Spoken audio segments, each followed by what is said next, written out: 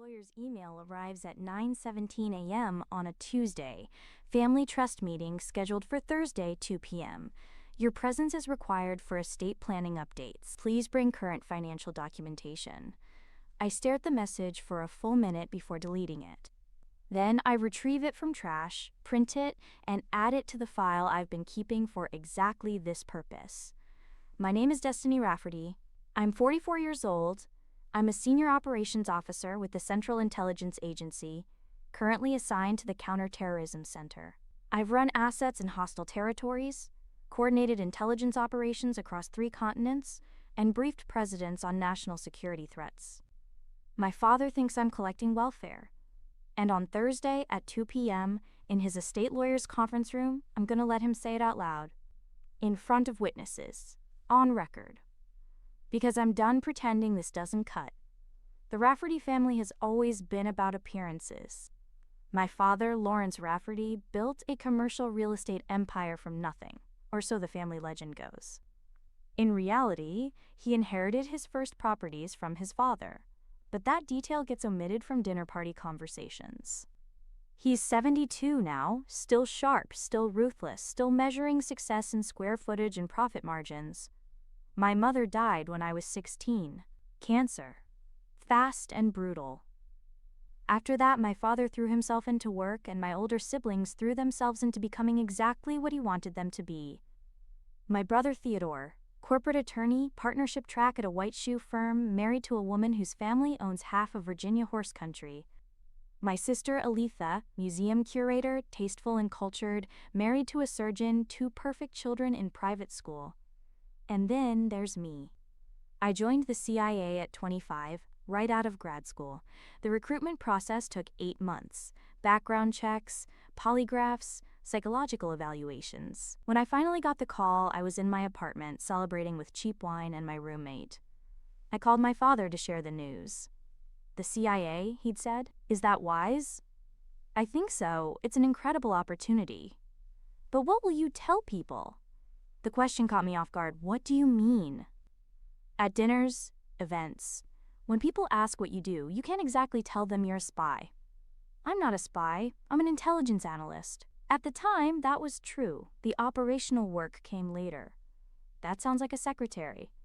It's not. Dad, this is the Central Intelligence Agency. It's one of the most competitive. I'm just concerned about how it looks, Destiny. Theodore is making a name for himself.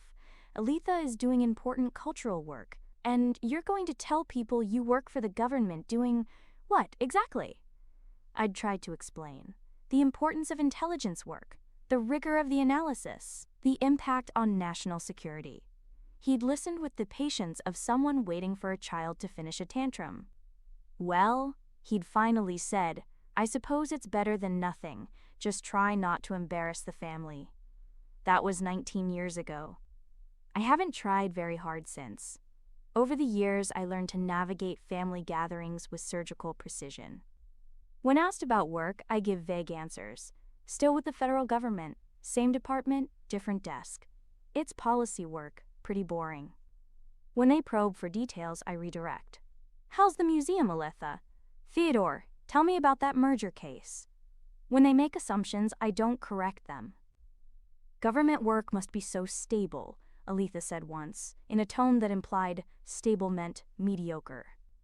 The benefits are good, I'd agreed, not mentioning that my salary puts me in the top 2% of federal employees. Do you ever think about private sector? Theodore asked at another gathering. Consulting firms love people with security clearances. I could make some introductions, get you into something with actual growth potential. I'm happy where I am, I'd said. His expression had been pure pity. Well, as long as you're happy. The implication was clear. I'd settled. I'd chosen the safe, boring path. I was the Rafferty who didn't quite measure up. And I let them believe it. Not because I was ashamed of my work. I was proud of it. But because explaining what I actually did would require trust they'd never shown. It would require them to see me as something other than the youngest child who never lived up to potential. So I played the role they'd written for me, the underachiever. The one who needed their concern and their barely veiled disappointment. And somewhere along the way, I started to enjoy it. Not in a healthy way. In the way you enjoy pressing on a bruise, to remember it's there. The file I've been keeping contains every dismissive comment, every assumption, every slight over the past 19 years. Emails where Theodore just wanted to check in about my financial situation. Christmas cards from Aletha with gift certificates to discount stores because I know money's tight. Birthday calls from my father asking if I needed help with bills. I never needed help. I've been financially independent since I was 26. I own my condo outright. My investment portfolio would make Theodore weep with envy. But they never asked, they assumed. And now I have documentation. Thursday arrives cold and gray. I dress carefully, a simple black suit from Nordstrom, not expensive enough to raise questions but professional enough for a legal meeting. Minimal jewelry, sensible shoes. I look exactly like what they expect, a low-level government employee attending a required family meeting. The lawyer's office is in an old Victorian house converted to professional use, all dark wood and creaky floors, and the smell of old paper. Mr. Eddings has been the family attorney for 30 years, handling trusts and estates with quiet efficiency. I arrive exactly on time. My father's Mercedes is already in the small parking lot, Theodore's BMW, Aletha's Lexus. Inside, the receptionist directs me to the conference room on the second floor. They're all there when I walk in. My father at the head of the table, Theodore to his right, Aletha to his left. Mr. Eddings at the far end with files stacked in front of him. The only empty chair is at the opposite end from my father, isolated. Of course. Destiny, my father says without standing. You're here. The email said my presence was required. Yes, well, we're making some changes to the family trust, given recent circumstances. He exchanges a look with Theodore. I sit in the empty chair. What circumstances? The trust needs updating, Theodore says in his lawyer voice. Asset allocation, beneficiary designations, standard estate planning. And why does that require my presence? Mr. Eddings clears his throat. The trust currently designates equal distribution among the 3 children upon Mr. Rafferty's death. He's proposing amendments. Something cold settles in my chest. Amendments? My father leans back, fingers steepled. I've worked my entire life to build this family's wealth and reputation. What we have, the properties, the portfolio, the name, it's not just money, it's legacy. I understand that. Do you? He looks at me for the first time. Because legacy requires stewardship. It requires maintaining standards. And I can't in good conscience leave equal shares to someone who's going to squander it, or, worse, embarrass this family by association. The words are careful, measured, rehearsed. What are you saying, Dad? He sighs, the sound of someone forced into an unpleasant duty. I'm saying your lifestyle choices have consequences.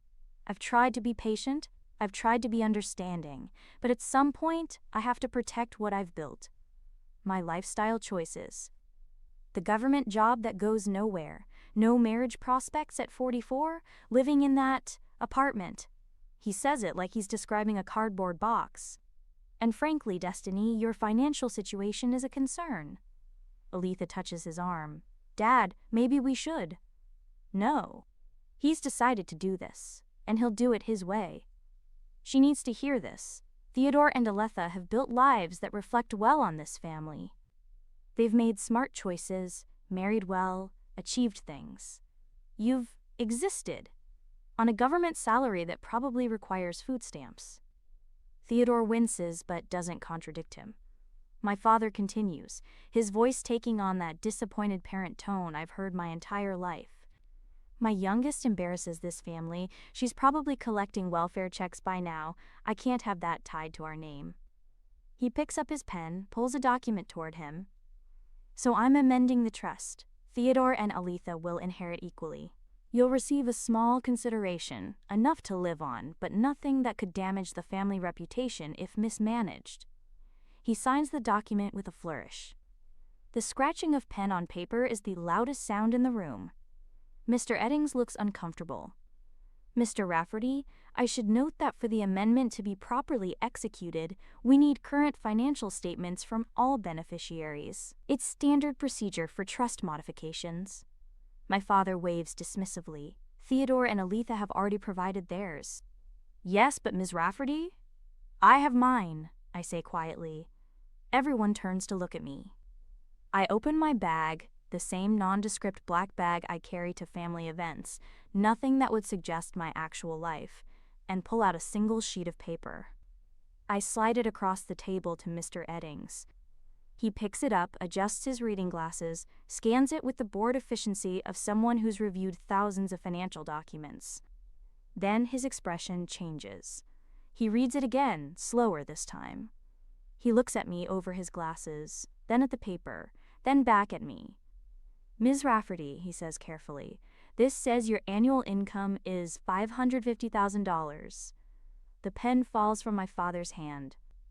It hits the table with a small plastic click that echoes in the sudden stillness. Theodore's head snaps toward the paper. Aletha's mouth opens slightly. My father's face has gone very pale. That's correct, I say. And this is verified? Current? Last fiscal year. This year's trending higher. Mr. Eddings sets the paper down gently. He looks at my father. Sir, I don't think the welfare concern is relevant. My father is staring at the financial statement like it's written in a foreign language. That's not possible, he finally says. It's a GS-15 salary with locality pay, plus overseas hardship differential, plus hazard pay for certain assignments. I explain, my voice level. That's before performance bonuses. You're a secretary, Aletha whispers. I'm a senior operations officer with the Central Intelligence Agency. I run counterterrorism operations. I've had that title for 6 years. Theodore finds his voice. Why didn't you tell us? I tried, 19 years ago. Dad said it sounded like secretary work. After that, you all made your assumptions, and I stopped correcting them. My father is still staring at the paper. This can't be right. It's accurate. If you'd like verification, Mr. Eddings can call the Office of Personnel Management. Though, given the clearance level, they won't give you operational details. You let us think, Aletha starts, but I cut her off. I let you think nothing. You assumed. For 19 years, you assumed I was unsuccessful because I didn't brag. Because I didn't perform success the way you wanted. Because I chose service over status. That's not fair, Theodore says. Isn't it? When's the last time any of you asked me about my actual work? When's the last time you were genuinely interested in my life instead of pitying it? Silence. I've been running operations that save lives. I've briefed cabinet members. I've worked in conflict zones Theodore couldn't find on a map. And the whole time, you've been sending me gift certificates to Target because you thought I needed financial help. Aletha's face is red. You should have told us. Like I told Dad when I first joined, when he asked what I'd tell people at dinner parties, when he warned me not to embarrass the family. I shake my head. I learned early that what I did didn't matter to you, only how it looked mattered. My father finally speaks, his voice hoarse. We're still your family. Are you? I look at each of them, because families ask questions. Families show interest. Families don't spend 2 decades assuming the worst and calling it concern. Mr. Eddings clears his throat. Perhaps we should take a break. This has become rather emotional. No, my father says. No, we're going to address this. Destiny, I don't understand why you'd hide this from us. And there it is, the defense mechanism, turning my silence into my fault. I didn't hide it, Dad. I lived my life. You just never bothered to look. That's unfair. Is it? You just signed a document cutting me out of the family trust because you assumed I was on welfare. You didn't ask. You didn't verify. You assumed, and you acted on that assumption. How is that my responsibility? The fight goes out of him suddenly. He looks old, sitting there at the head of the table with his unsigned amendment and his shattered assumptions. I thought you needed help, he says quietly. I needed recognition. I needed you to see me. I didn't need help.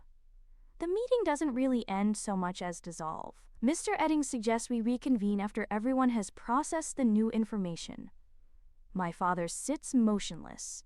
Theodore makes excuses about getting back to the office. Aletha won't meet my eyes. I stand to leave. Destiny, my father's voice stops me at the door. Why did you come? If you knew what I was going to do, why did you come? I turn to face him. Because I wanted you to say it out loud. I wanted it on record. I wanted you to look at me and call me an embarrassment and mean it. I didn't. You did. You meant every word. And now you know the truth and you have to sit with how wrong you were. That's cruel. Is it, or is it just honesty? I walk out, my footsteps loud on the old wooden stairs. I drive aimlessly for an hour, not ready to go home, not ready to be anywhere. The satisfaction I expected to feel isn't there. Instead, there's just a hollow feeling in my chest, like something's been excavated and nothing's grown back to fill the space. I thought proving them wrong would feel triumphant. Instead, it feels empty. My phone rings, Theodore. I almost don't answer, but curiosity wins out. What do you want? To apologize. His voice is tight. I was wrong. We were all wrong. I'm sorry. Okay. Is that it? Just okay? What do you want me to say, Theodore? That it's fine? That 19 years of condescension and pity don't matter because you said sorry? No, I don't know what to do with this. Neither do I. He's quiet for a moment. Can I ask you something? Why did you let it go on for so long? If you were doing so well, why not just tell us? I pull over, put the car in park. Because somewhere around year 5, it stopped being about you not knowing. It became about me not caring that you didn't know. It became a shield, a way to keep you at a distance. Why would you want us at a distance? Because you hurt me, Theodore, over and over, and instead of fighting back, I just withdrew. I built this whole separate life where I'm successful and respected, and I kept it from you, because keeping it from you felt safer than sharing it and having you diminish it. We wouldn't have. You would have. You did. That's what today proved. More silence. Then, what do we do now? I don't know. I honestly don't know. 3 days later, my father calls. I stare at his name on the screen for 5 rings before answering. Hello. I've been thinking. His voice is different, uncertain, about what you said, about not looking. Okay. You were right. I didn't look. I made assumptions based on what I thought success looked like, and I was wrong. Yes. I'm sorry, Destiny. I'm truly sorry. The words sound genuine. They probably are, but they also come after he was proven wrong in the most humiliating way possible. I appreciate that, I say, and I mean it, but I also feel the distance between appreciation and forgiveness stretching out like a canyon. Can we fix this? As a family? I don't know, Dad, can we? I'd like to try. I think about this, about 19 years of distance and disappointment. About the satisfaction of the reveal turning to ash. About standing in that conference room and realizing that proving them wrong didn't fix the hurt. I need to ask you something, I say, and I need you to be honest. Okay. If I hadn't made $500,000 a year, would you still be calling to apologize? The pause is long enough to be an answer. I want to say yes, he finally admits. But I don't know if that's true, and that's part of the problem, isn't it? Yeah, it is. So what do we do? I don't know, but I think maybe I'm part of the problem too. What do you mean? I used your assumptions as an excuse to never engage. I used your ignorance as a shield. I let the distance grow because it felt safer than being vulnerable with you, and that's on me. You're being too hard on yourself. Am I? Because here's the thing, Dad. I've spent 19 years judging you for judging me. I've collected every slight, every assumption, every dismissive comment. I've built a case against you in my head and used it to justify keeping you out of my life. And I did it with the same cold calculation you used to write me out of the trust. That's different. Is it, though? You decided I wasn't worth including based on assumptions about my worth. I decided you weren't worth trusting, based on assumptions about your capacity to change. How is that different? He's quiet for a long time. I don't have an answer to that. Neither do I, but I think maybe we both need to sit with it. 2 weeks later, I meet Aletha for coffee. She's nervous, hands wrapped around her mug, eyes not quite meeting mine. "Thank you for coming," she says. "You asked?" "I wasn't sure you would." I shrug. "I almost didn't. I owe you an apology, a real one, not the kind I gave at the meeting." "Okay." She takes a breath. "I've been thinking about what you said, about us not asking, and you're right. I never asked about your life because I thought I already knew. Government job, single, probably struggling, and that made me feel better about my choices. Like I'd done things right. I know. And that's horrible. That's such a horrible way to think about your sister." "Yes. But also," she looks up finally, "I think you've been doing the same thing to me." The words hit harder than I expect. "What do you mean?" "You've spent years thinking I'm shallow, that I care more about appearances than substance, that my whole life is just performance for Dad's approval. And maybe some of that's true. But you never asked either, Destiny. You never asked if I'm happy. You never asked if I chose this life or if it chose me. You just assumed I was the perfect daughter playing her perfect part, and you judged me for it." My throat feels tight. "That's not."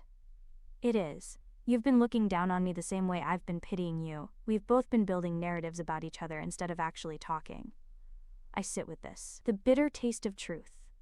"You're right," I finally say. "I have been. So maybe we're both wrong, about each other, about ourselves, about all of it. Maybe." We sit in silence for a while, drinking our coffee, watching people pass outside the window. "Can I ask you something?" Aletha says. "Your work, the CIA stuff. Is it dangerous?" "Sometimes." "Are you scared?" "Sometimes." "Are you happy?" "I consider this. Sometimes. Are you?" She laughs, but it's not a happy sound. "Sometimes. My marriage is fine, but not great. My kids are wonderful but exhausting. The museum work is fulfilling but underpaid. I spend a lot of time performing happiness I don't entirely feel." "I'm sorry." "Don't be. I made my choices. I wish we'd talked about this years ago, before it got so broken." "Can we fix it?" "I don't know, but I'd like to try. Real trying, not performative trying." "What does that look like?" "Honesty, I think. Uncomfortable honesty, admitting when we're wrong, asking real questions and listening to real answers." I nod slowly. That sounds hard. "Probably, but maybe harder is better than easy and broken." That night, alone in my condo, I pull out the file. 19 years of collected grievances, proof of their wrongness, evidence of my righteousness. I read through it, page by page, and I see it differently now. Yes, they were wrong about me, but I was also wrong about them. I used their assumptions as permission to never be vulnerable. I weaponized their ignorance as justification for my distance. I built a fortress and called it self-protection. And now I'm standing in that fortress alone, wondering why it feels so empty. I pick up my phone and send a text to my father. "Can we have dinner? Just us. Real conversation, no performance." His response comes quickly. "Yes, please." Then I text Theodore. "You asked what we do now. I think we start over. Actually start over. And Aletha, thank you for today, for being honest. I needed that." The response is coming quickly. Relief, hope, uncertainty. I close the file and put it in the recycling bin. I don't need it anymore. Not because they're forgiven, that will take time, if it happens at all, but because I don't want to be the person who collects grievances, who weaponizes silence, who builds walls and calls them boundaries. I want to be the person who asks hard questions, who admits when she's wrong, who chooses uncomfortable honesty over comfortable distance. Whether my family can meet me there, I don't know. But I'm gonna try. Not for them. For me.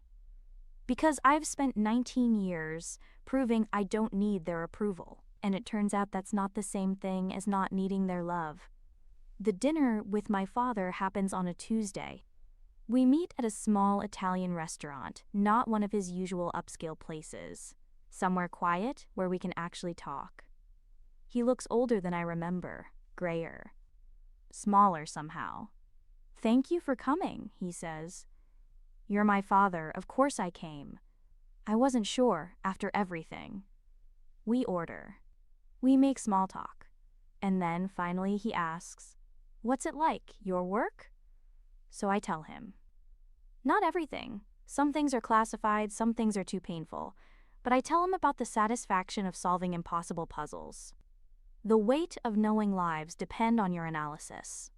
The exhaustion of constant vigilance. He listens, really listens, asks follow-up questions, shows genuine interest. And when I finish, he says, "I'm proud of you. I should have said that 19 years ago. I'm saying it now. Thank you. Can I ask why you stayed with it after I dismissed it?" "Because it mattered more than your approval, and that felt like both a victory and a loss." He nods slowly. "I understand that. Do you?" I spent my life building an empire to prove my father wrong about me. To show him I was more than he thought, and when he died, I realized I'd built the whole thing as an argument with a ghost. I wonder sometimes what I could have built if I'd been building for me instead. The honesty catches me off guard. "Is that what you're doing now?" I ask. "Arguing with ghosts?" Maybe, or maybe I'm finally trying to see the people in front of me instead of the reflections I expect. We sit with that for a moment. "I need to tell you something," I say. "I engineered that meeting, the financial statement, the timing. I knew what you were going to do, and I set it up so you'd be humiliated." "I know." "You do?" "Of course. It was too perfect, too timed. You wanted to hurt me." "Yes." "Did it work? Do you feel better?" I think about this, about the hollow satisfaction, about standing in the fortress I built and realizing I was just as trapped as they were. "No," I admit, "it didn't work. I thought proving you wrong would fix everything. Instead, it just showed me how broken we all are. Broken can be repaired," he says, "if we're willing to do the work." "Are you?" "I'm here, aren't I?" That's not the same as being willing to change. "No, but it's a start." 6 months later, things are different. Not fixed. Different. I have dinner with my father once a month. Real dinners, where we talk about real things. He still makes assumptions sometimes, but he catches himself now, asks instead of presuming. Aletha and I text regularly. She's in therapy, working through her own stuff. We're learning to be honest with each other, even when it's uncomfortable. Theodore is harder. We're polite, but distant. Some relationships take longer to repair. Maybe some never fully do. The trust was amended back to equal shares. I considered refusing my portion, making some grand gesture. But that would have been another performance, another way of using money to keep score. So I accepted it. And I donated a substantial portion to a scholarship fund for first-generation college students pursuing public service careers. I didn't tell my father until the announcement was published. He called me immediately. That was generous. It felt right. Your mother would have been proud. It's the first time he's mentioned her in years. I think she would have been proud of me all along, I say. Government job and all. You're right, she would have. She was always better at seeing people than I am. It's not too late to learn. No, he agrees. I suppose it's not. The file is gone. The fortress is coming down, brick by brick. And I'm learning, slowly, painfully, that proving people wrong isn't the same as proving yourself right. That righteousness isn't the same as peace. That being justified in your anger doesn't make you less alone in it. I was right about my family's assumptions, but I was also wrong about mine. They failed to see me, but I also failed to let them. They judged me, but I judged them right back. And somewhere in that mutual judgment, we all lost years we can't get back. We're trying now. It's messy and uncomfortable and sometimes still painful. But it's honest. And honest, I'm learning, is worth more than I thought. More than being right, more than being justified, more than winning. The woman in the conference room who orchestrated that perfect reveal, she got her moment of triumph. But the woman I'm trying to become knows that triumph isn't the same as healing. and healing requires something harder than proof. It requires vulnerability, humility, the willingness to admit you're not just the hero of your own story. Sometimes you're the villain too. And sometimes the bravest thing you can do is put down your weapons and admit you're tired of fighting, even if you're not sure what comes next.